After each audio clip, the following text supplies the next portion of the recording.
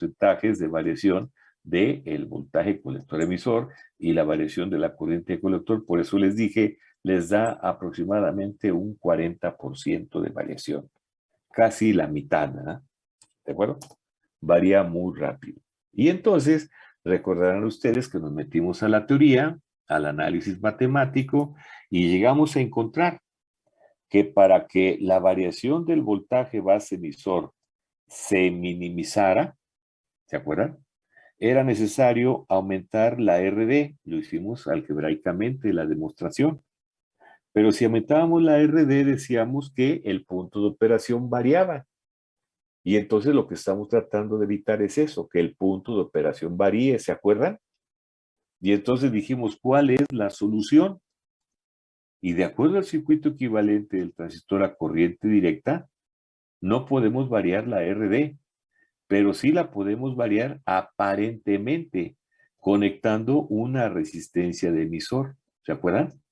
Una resistencia de emisor externamente, puesto que esa RD queda en serie. A lo que me estoy refiriendo es a que nuestro circuito equivalente del transistor, ¿se acuerdan? A corriente directa, dice que hay un diodo, una fuente BD y aquí está la RD, ¿verdad? Entonces la RD la tenemos que aumentar, pero si aumentamos esto, pues va a variar la corriente, o sea, va a variar el punto de operación. Entonces la podemos aumentar conectándole externamente una resistencia RE, ¿se acuerdan? Y esa es esta resistencia RE.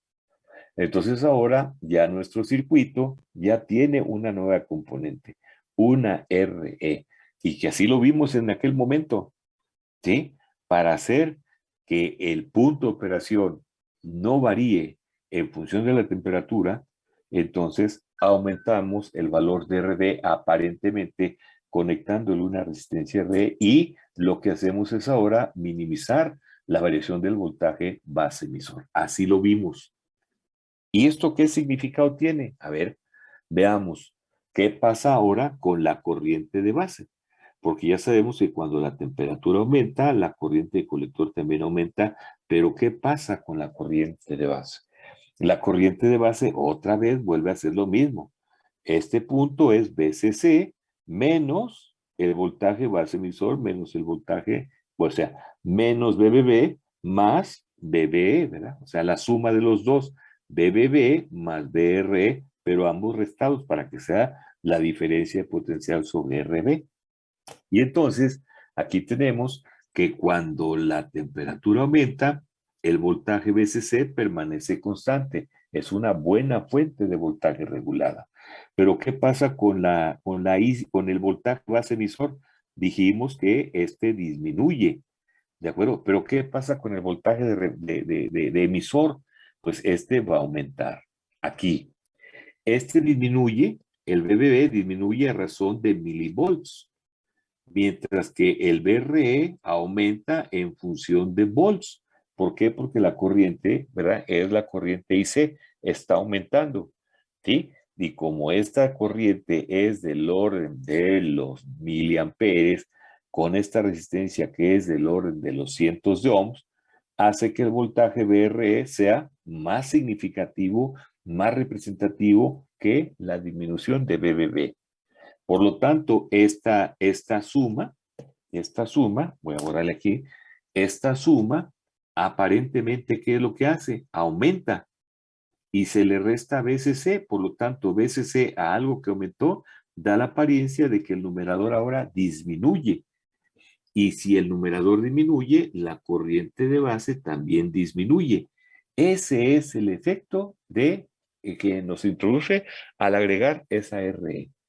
¿Esto qué significa gráficamente? Lo mismo, es decir, que tenemos nuestra recta de carga, que es el inverso de 1 en RC aproximadamente más RE, ¿de acuerdo? ¿Sí? ¿Y qué es lo que va a pasar? Que cuando la temperatura aumenta, la corriente de colector aumenta, ¿sí? ¿Y qué pasa con la corriente de base? La corriente de base dice que tiende a disminuir, o sea, tiende a disminuir. Entonces, un vector jala hacia arriba y el otro vector jala hacia abajo, lo que está trayendo como consecuencia que el punto de operación permanezca más o menos estable. como si fuesen vectores, ¿no? Uno tiende a aumentar y el otro tiende a disminuir y el punto de operación tiende a permanecer un poquito más estable que con respecto al primer caso. Así lo vimos y así lo comentamos. Y entonces dijimos, el hecho de agregar RE trae como consecuencia que la variación del voltaje base emisor sea mínima. ¿Y por qué la variación del voltaje base emisor? Porque como ustedes recordarán, dijimos, el enemigo principal de los transistores o de los semiconductores es la temperatura. Ahí estuvo. El enemigo principal de los semiconductores sigue siendo la temperatura. Y después dijimos, y como el circuito equivalente del transistor a corriente directa contiene un diodo, ¿sí? Y contiene una fuente de corriente, etcétera, etcétera, etcétera, etcétera. ¿Se acuerdan de eso?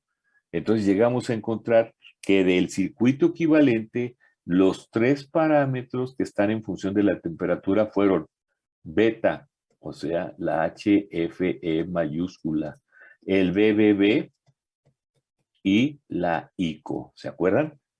Entonces, por eso ahorita estamos diciendo que con esta resistencia RE, el BBB se minimiza y nada más nos quedan los otros dos parámetros, ¿verdad?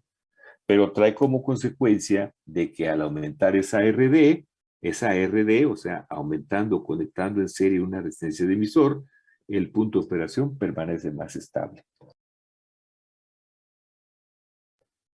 ¿Recuerdan eso? Sí. Y entonces, ¿qué dijimos? Pues que esta red de polarización era más estable que esta. Nosotros en la práctica no vimos esta, pero sí vimos esta. Ahí está la R. Y entonces el porciento de variación aquí, tanto del BCE como de la IC, fue pequeño con respecto a esta primera. Entonces, si nosotros vemos esta red de polarización, que sí la medimos, pues el hecho de que se agregue esta RE implica eso, que se está minimizando la variación con respecto al voltaje base emisor. Analicen esto, jóvenes.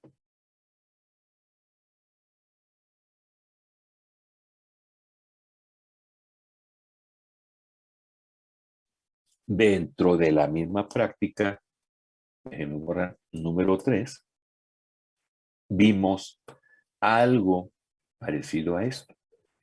¿Sí? Algo parecido a esto. En donde ahora la RB, fíjense bien, está conectado en esta parte del colector y regresa a la base. Esta parte del colector es la salida de la configuración. Entonces, estamos diciendo que esta RB está introduciendo una retro. El concepto de retro, es decir, el concepto de retro es una muestra de la señal de salida, se regresa a través de esa resistencia de RB o de retro hacia la entrada. Eso es una retroalimentación. Entonces, decíamos que este circuito, algo parecido, ¿no? Presenta una retroalimentación. Aquí ya se estaba introduciendo el tema que nos tiene ahorita en comento, ¿no? La retroalimentación. ¿Y qué beneficios trae esa red de polarización? Así lo vimos en su momento. Bueno, pues que hagamos el mismo análisis.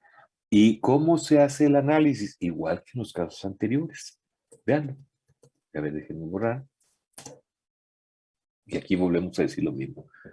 Cuando la temperatura aumenta, la corriente de colector aumenta. ¿Y qué pasa con la IB? Otra vez, la IB viene siendo la diferencia de potencial, ¿verdad? BC', que así le llamamos, menos el BB, ¿de acuerdo? Pero este BC', ustedes recordarán que todos los voltajes se miden con respecto de tierra. Entonces, BC' es el BCE, BC' es el BCE, el BCQ, ¿de acuerdo? Menos el BBB.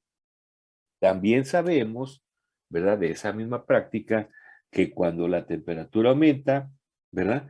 El voltaje base emisor disminuye y también el voltaje colector emisor disminuye. Porque si aumenta la corriente, aumenta la caída en RC y en BCC es la suma de RC más BCE. Como la suma de las dos es BCC, si este aumenta, pues el BCE tiene que disminuir, por eso está diciéndose eso. Eso trae como consecuencia que este numerador disminuya. Y si el numerador disminuye de la IB, pues la IB también va a disminuir. ¿Qué trae como consecuencia? Que la corriente de colector tiende a aumentar y que la corriente de base tiende a disminuir. O sea que hace que el punto de operación tenga dos fuerzas, una hacia arriba y una hacia abajo, tratando de compensar esa variación. Y sacábamos como conclusión de que si esta red con la RE mejoraba el punto de operación, lo hacía más estable, pues esta red de retro lo está haciendo también más estable al igual que esta. ¿De acuerdo? En su práctica número 3, ustedes debieron haber obtenido esto. Por cientos de variación de la corriente de colector y el voltaje de corriente colector y voltaje colector emisor muy grandes. Para este de retro y para este de resistencia de emisor, por cientos de variación menores de o iguales a el 5%. ¿Cuál de las tres configuraciones es más estable? Una y dos. ¿Cuál es la peor o la menos estable? Esta. ¿De acuerdo? Y aquí viene el concepto. Aquí aplicamos retroalimentación. La retroalimentación y la RE son las que traen un comportamiento adecuado. Son las redes más estables. De aquí en adelante les dije en su momento, cada vez que ustedes vean un transistor en donde presenta una resistencia de emisor, en ese momento vamos a interpretar que los tres parámetros que afectan al punto de operación, beta, BBB e ICO, ¿sí? Son las que intervienen en este. Pero como hay una resistencia RE, quiere decir que el efecto de la variación del voltaje base emisor lo elimina con agregar, con conectarle, con calcularle una resistencia de emisor. Y lo hace solamente dependiente de estas dos. Y recordarán que esta pues, es muy pequeña y solamente nos quedaría la beta, ¿no? Pero es más estable. ¿De acuerdo? Así lo dijimos. Ahora vamos a decir lo siguiente. Esta red de polarización con RE y esta red de retro con RB, ¿sí? Se dice, claramente está declarada aquí la retroalimentación. Y vamos a demostrar en esta introducción que el hecho de agregar una resistencia de emisor a todos los transistores, ¿verdad? Implica que el transistor, al conectarle esta resistencia RE, se convierte en un amplificador o en una configuración con autorretroalimentación. Si no hay resistencia de emisor, el circuito es inestable.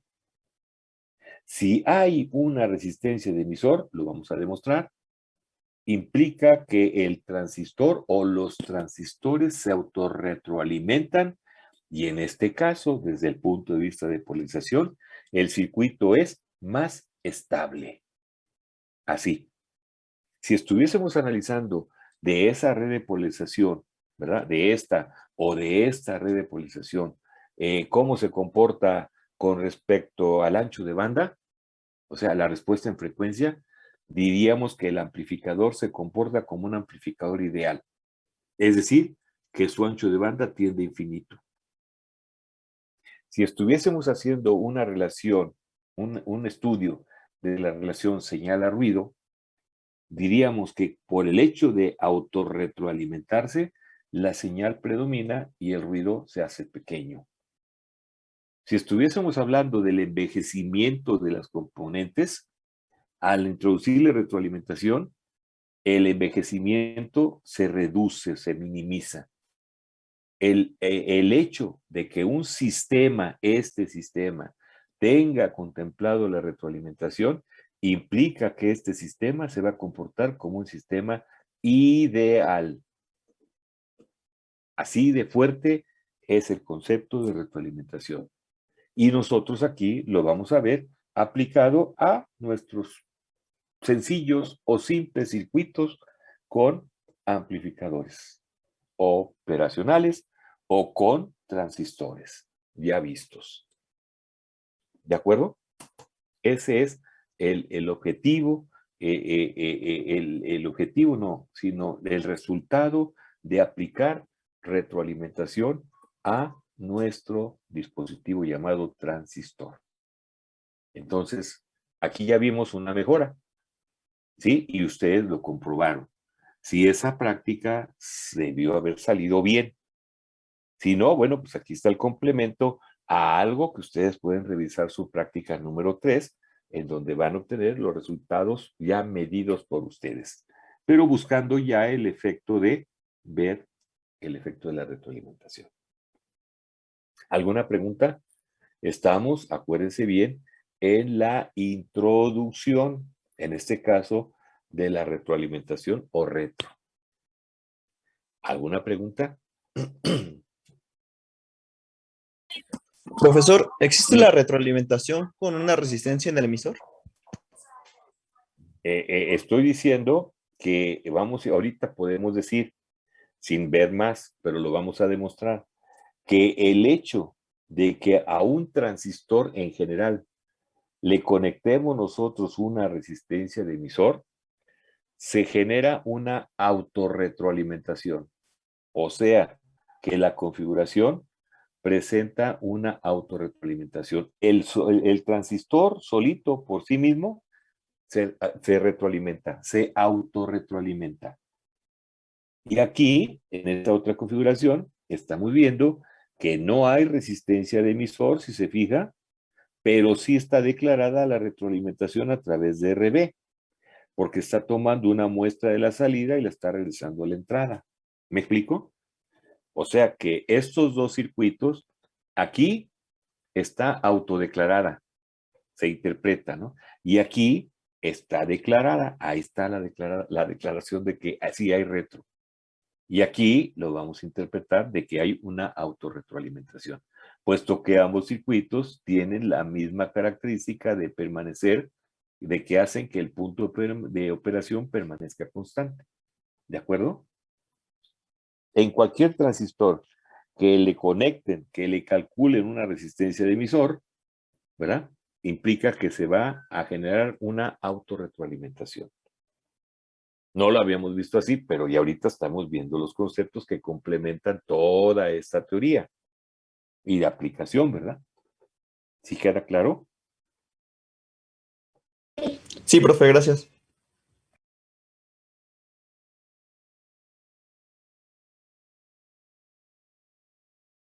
¿Algún otro comentario? Y dirán ustedes, no, pues esto nada más es de esta materia, ¿no, jóvenes? Bueno, si van a meterse a meter las manos a los fierros, a quemarse los deditos, siempre digo así, ¿verdad? Pues van a tener, deben de tener presente todas estas características y más, ¿eh? Pero ahorita yo trato de, bueno, lo que tratamos de hacer en este curso es de demostrar que todo es una secuencia, todo es una secuencia.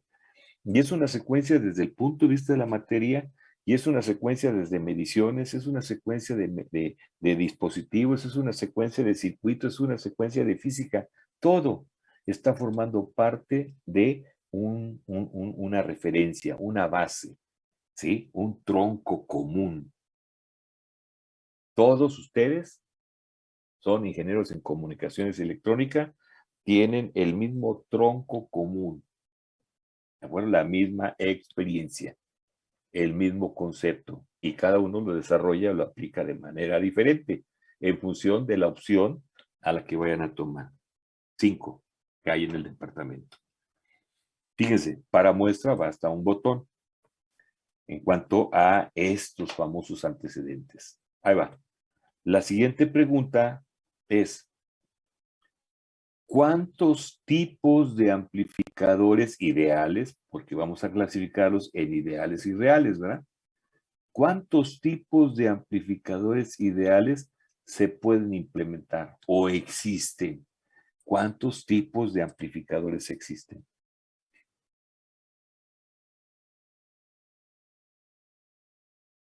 ¿Cuántos tipos, jóvenes?